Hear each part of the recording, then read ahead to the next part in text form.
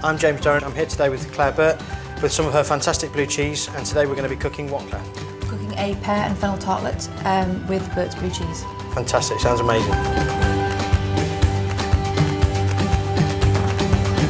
So first stage, we've got some wonderful pears, peeled them, cut them into wedges, into a pan with a nice knob of butter, lovely caramelisation all over there, a little bit of fennel seeds, and then just straight out so they don't continue to cook, and we've got some nice pears to go on top of the tart. Okay, now we're going to start rolling the puff pastry. Okay. You don't make your own, no? No. Good, because I don't think many chefs in the world do either. Right, so we'll roll this out, and this we should get plenty of flour. We're going to get 4 nice tarts, hopefully. So, how do you get the blue into there? The milk is inoculated in the vat and with a blue mould, and then during its sort of a process of maturation we pierce the cheese, and the piercing actually sort of opens up the curd and allows the oxygen in, and that's why you get the blue growing in sort of veins or lines through the cheese. Yeah. We'll get straight onto the tray so we can work on that. Makes it a lot easier. Just score around the edge, not all the way through. This is going to make the outside of the pastry rise, so you're going to end up with it coming up around the edge and obviously your tart filling in the centre there. So we're going to just fork the centres to prevent the centres rising as well. Right. And do you cook a lot with your cheese, or do you prefer it to be eaten just as it is? No, I mean I enjoy it. I still enjoy it. Yeah. I still enjoy eating it. And yeah, sometimes it's nice to sort of, rather than just have it on a cheese board, to cook with it.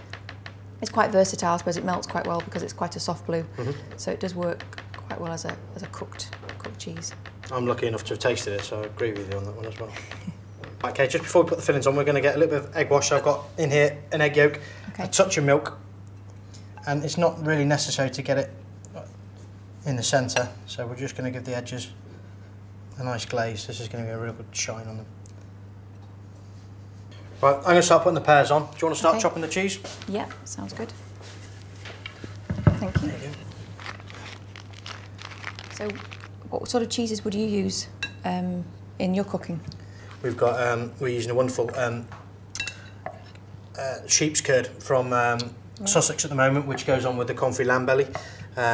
We use a nice goat's cheese that we mix with chestnut puree and make a tortellini and serving that with a pumpkin soup. So, yeah, we kind of use a mixture of anything, really.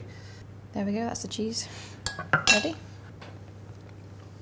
This is quite a soft blue. It's got a real lovely saltiness to it and a great texture. I love it.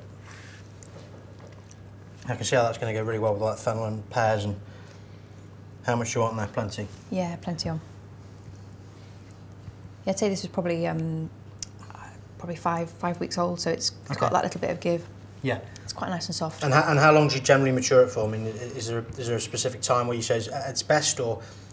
Yeah, I suppose for us it's they're probably coming out in the maturing room around about 3 weeks, so it's quite a short maturation process, and then they're good for sort of up to 7-8 weeks. It's that kind of period around about 5 to 6 weeks where they're just beginning to give. Yeah. And they've got that really nice texture. So cheese is on. We're going to finish it with some crushed walnuts. Okay. So literally. Yeah, just crush them all up on top, yeah. I think blue cheese and walnuts is a great combination. I think for me, with the sweetness of the pears and the saltiness of the cheese, these walnuts, the bitterness from the walnuts is going to really work well. Okay, the walnuts are all on. We're going to get them to the oven. I've preheated it at 220. I'm going to drop that temperature down to 180, and that's just going to help with that initial rise of the pastry. And then, what, 15 minutes? Yep, I think 15 minutes, and then just sort of take a look on the colour. Perfect.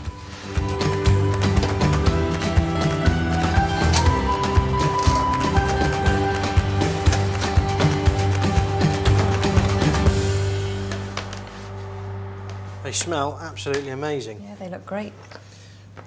Honey first, or? The honey's a personal preference. Yeah. I like the sweetness, but yeah.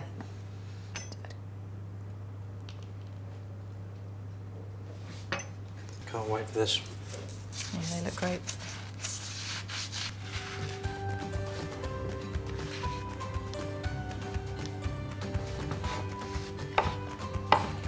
It's fantastic.